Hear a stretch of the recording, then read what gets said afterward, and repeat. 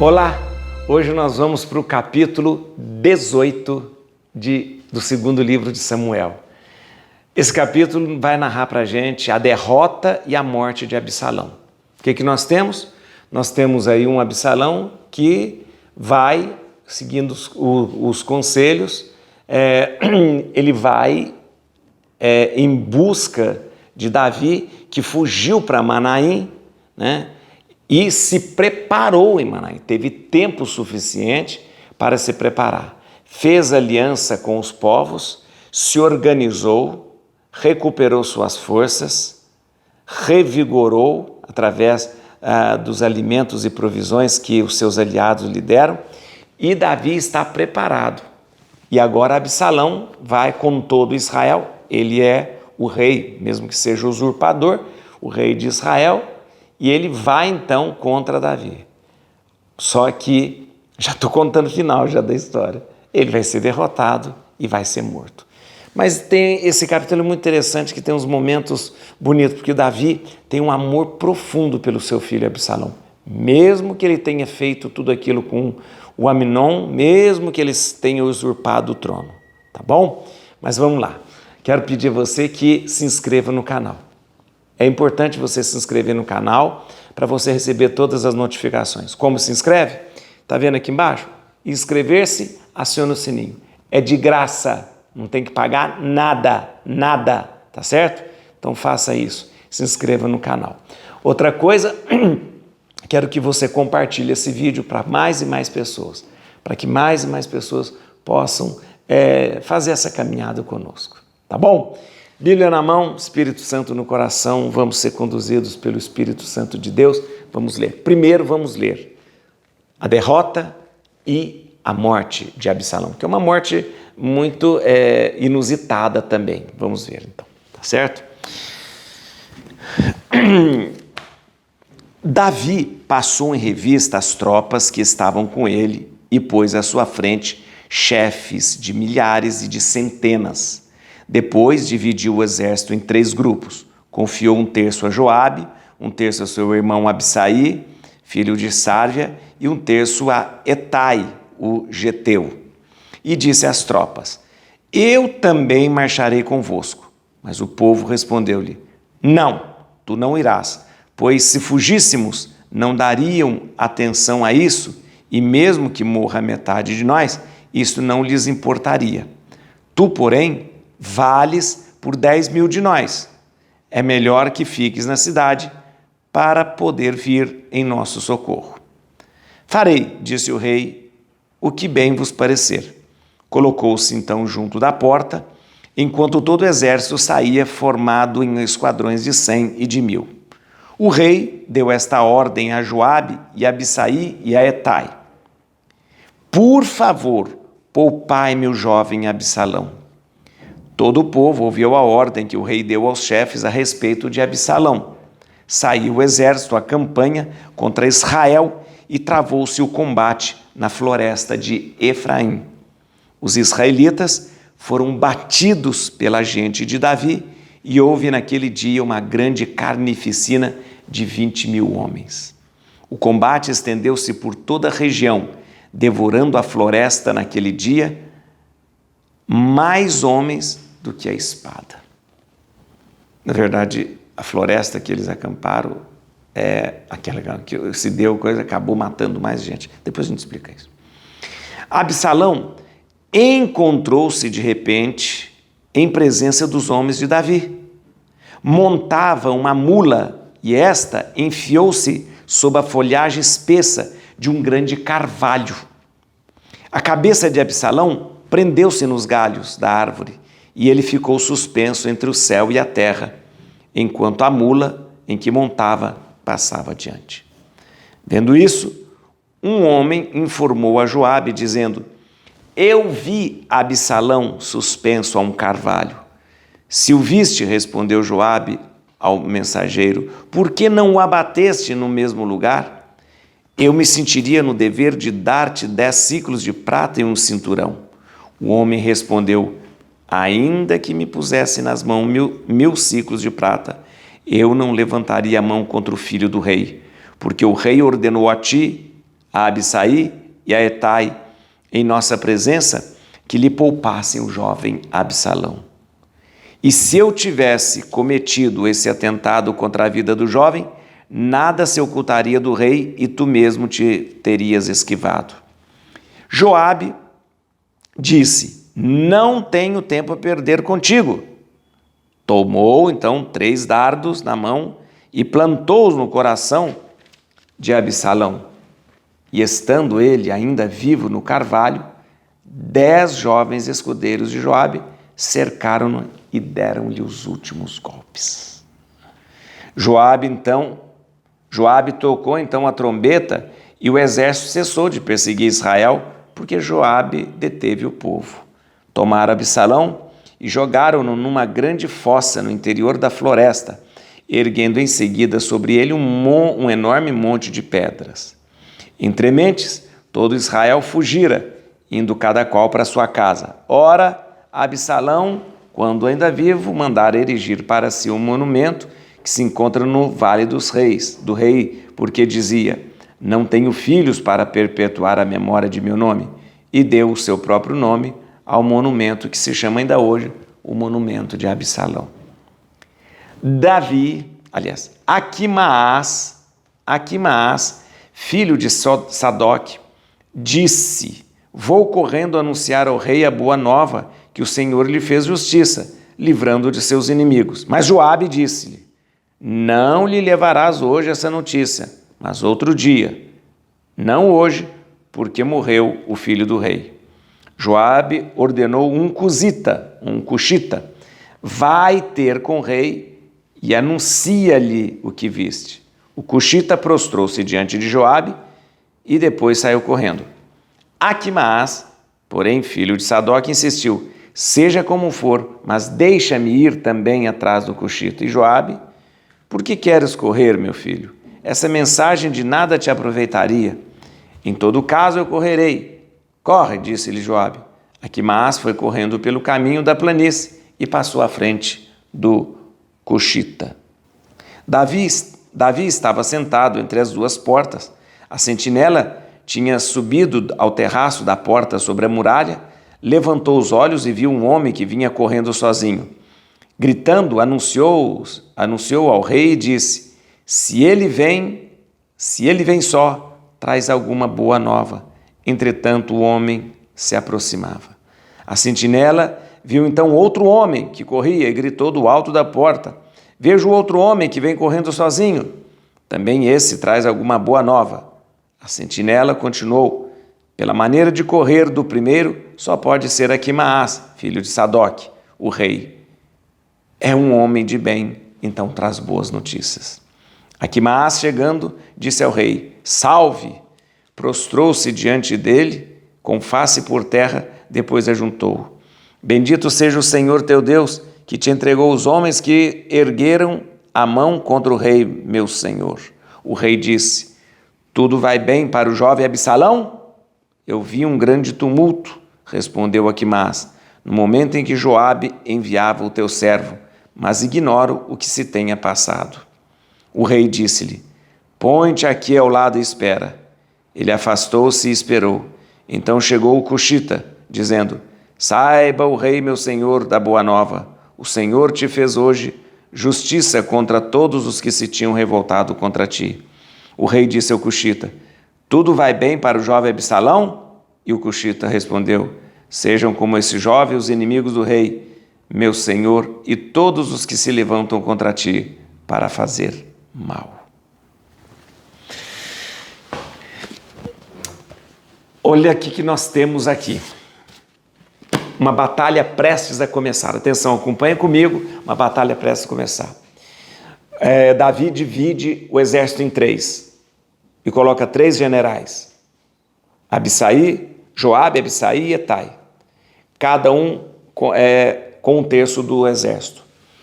Eles vão e a batalha acontece nas florestas de Efraim. Alguns estudiosos dizem que possivelmente foi na floresta de Manaim, mas a tradução para a gente dá floresta de Efraim. De qualquer forma, a batalha entre Israel e o povo de Davi se deu numa floresta densa, de difícil penetração, com muito pântano. É isso que a gente sabe. Segundo o relato bíblico, por causa dessa topografia, a vitória de Davi com o seu bando, com os seus guardas, foi avassaladora sobre Israel. Diz a Bíblia que a floresta matou mais, matou mais o povo de Israel do que a espada. Por quê? As pessoas que estavam com Davi eram acostumadas a fugir na floresta, a se esconder na floresta, a combater na floresta. O exército que vinha de Israel junto com Absalão, não. Então você tem o quê? Um povo, é mais ou menos o que aconteceu no Vietnã com os Estados Unidos. Os Estados Unidos embrenhou-se no Vietnã, no meio das florestas, mas os Vietcongues, eles tinham muito mais capacidade, inteligência para se mover na floresta e fez com que eles pudessem vencer os americanos. Olha, os americanos com arma, com poderio, um número de pessoas foram vencidos, e foram vencidos mais pela floresta, do que pelas armas mesmo. É mais ou menos o que acontece com esse momento entre Absalão e Davi. Ou seja, a floresta é a grande aliada dessa turma de Davi, porque o povo de Israel não sabia se locomover dentro da floresta e o pântano que havia dentro da floresta fez com que os movimentos dos soldados fossem menor. Ou seja, trocando em miúdos, foi uma derrota acachapante. Foi uma derrota terrível de Israel. Davi sai vitorioso, mas, atenção, lembra uma coisa, em todo momento, quando Davi manda eles, Davi não foi ao combate, a única preocupação de Davi, não faça mal ao meu filho Absalão, não faça mal ao jovem Absalão, não faça mal ao jovem Absalão. Porque, gente, vem cá comigo. Mesmo Absalão tendo traído Davi, mesmo Absalão sendo um usurpador do trono, para Davi é apenas o seu filho, o jovem Absalão. Em nenhum momento Davi usa um termo duro contra o seu filho. Em nenhum momento Davi chama ele de usurpador. Em nenhum momento Davi chama ele de traidor. Mas sempre se refere ao seu filho Absalão de uma forma carinhosa, dizendo o jovem Absalão. Ele dá ordem a Joabe, a Abisai e a Etai, aos 3 generais, que não aconteça nada ao jovem Absalão. Jovem Absalão, ou ao pequeno Absalão, ao meu filho Absalão, uma forma carinhosa. Mas não é isso que acontece. Quando Absalão percebe que está perdendo, ele se põe em fuga desesperado. Mais uma vez, floresta, você para cavalgar na floresta, você tem que ter um cuidado danado, por causa de galho, por causa de tronco. Não é qualquer pessoa que cavalga na floresta. Absalão entra pela floresta com o cavalo e um carvalho, tem mais ou menos uma forquilha na altura de Absalão, e vem ele, não é cavalo, não é mula. A mula vai, pá, e quando vê, Absalão fica preso pelo galho de um carvalho. Diz a Bíblia que ele fica suspenso no ar. Vamos ver? Olha aqui. Assim ficou Absalão preso, suspenso no ar por um galho de carvalho. Algumas Bíblias falam galho de terebinto. E ele ficou preso ali. Atenção, tá vendo aqui, ó? Diz Flávio Joséfo, historiador judeu, e a Mishnah, que é uma interpretação judaica, que ele ficou preso pela cabeleira, né?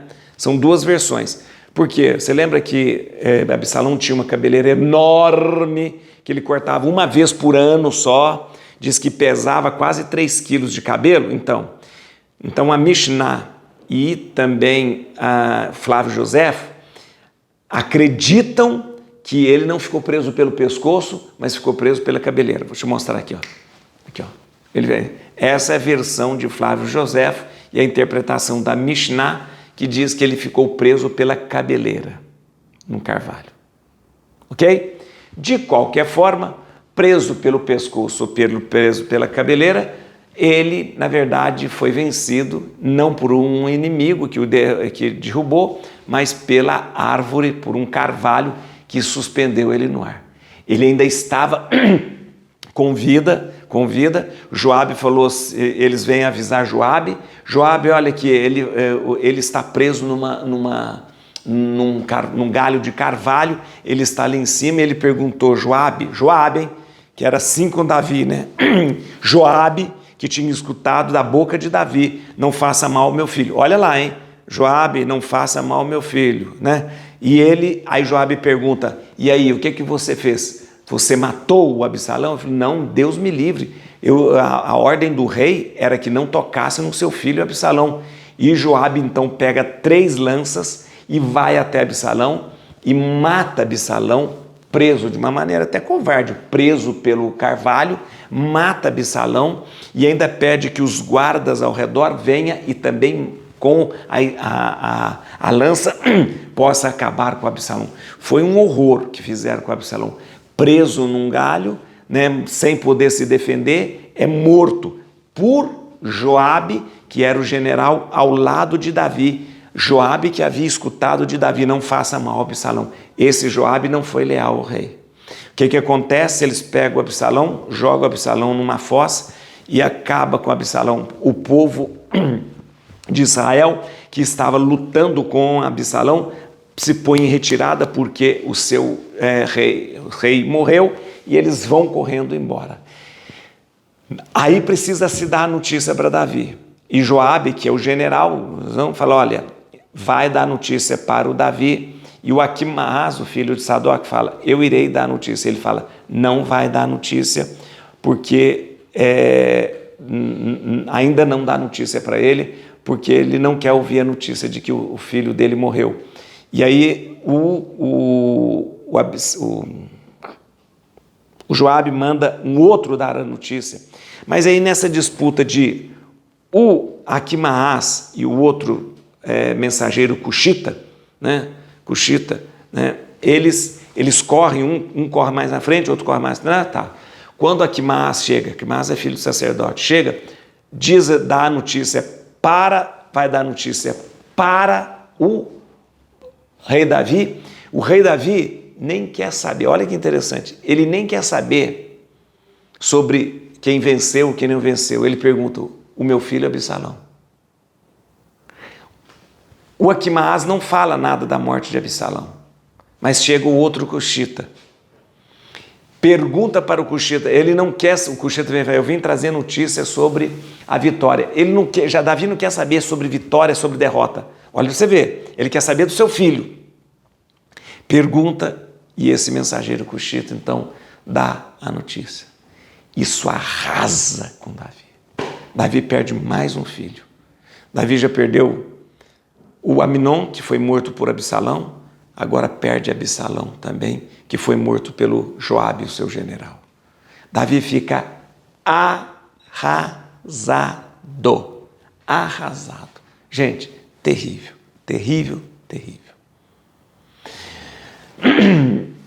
Vamos ver aqui, gente, uma coisa. Vamos ver aqui. Versículo 5. Só para a gente entender algumas coisas. São poucos versículos. 5. O rei deu esta ordem a Joabe, a Abisai e a Etai.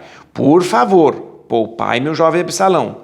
Todo o povo ouviu a ordem do rei, que o rei deu aos chefes a respeito de Absalão. O que eu queria destacar aqui mais uma vez, para o velho pai Davi, Absalão, que é um usurpador, traidor, continua sendo o seu querido filho, o jovem Absalão.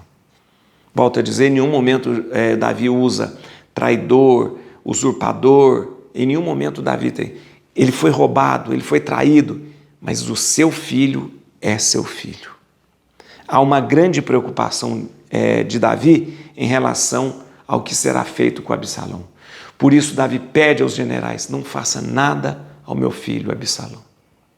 Mas não é isso que acontece, né? Versículo 9, Absalão encontrou-se de repente em presença dos homens de Davi, montava uma mula e esta enviou-se sob a folhagem espessa de um carvalho. A cabeça de Absalão prendeu-se nos galhos e ele ficou suspenso entre o céu e a terra enquanto a mula que montava passava adiante. Volto a lembrar, o Absalão ficou suspenso, né?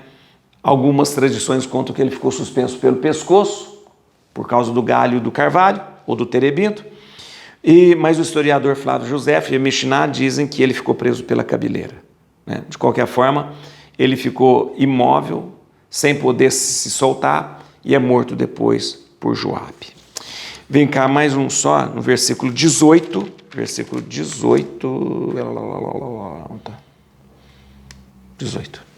Ora, Absalão, quando ainda vivia, mandara erigir para si um monumento que se encontra no Vale do Rei, porque dizia, não tenho filhos para perpetuar a memória de meu nome, e deu o seu próprio nome ao monumento que se chama ainda hoje o Monumento de Absalão. O que é o Monumento de Absalão? Na verdade, há um monumento no Vale do Cedron, perto de Jerusalém, chamado Túmulo de Absalão.